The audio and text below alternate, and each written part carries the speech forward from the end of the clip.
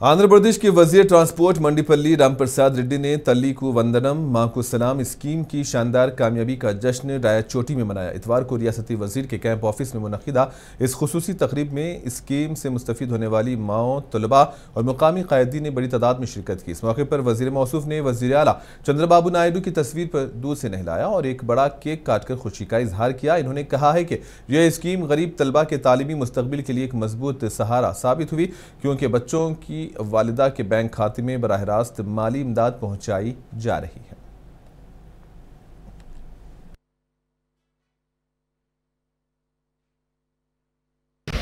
ఇది ఆంధ్ర రాష్ట్ర ప్రజలకు ఒక శుభదినం।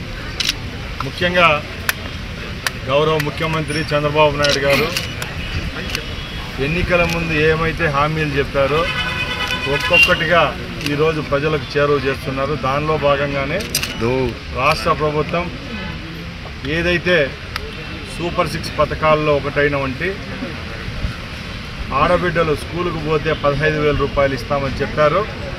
దాన్ని తూచా తప్పకుండా ఒకేసారి 67 లక్షల మంది విద్యార్థినులకు సుమారు 8,500 కోట్ల రూపాయలు బ్యాంకుల్లో చెల్లించడం జరిగిందంటే ఇది ఒక చరిత్ర। గత ముఖ్యమంత్రి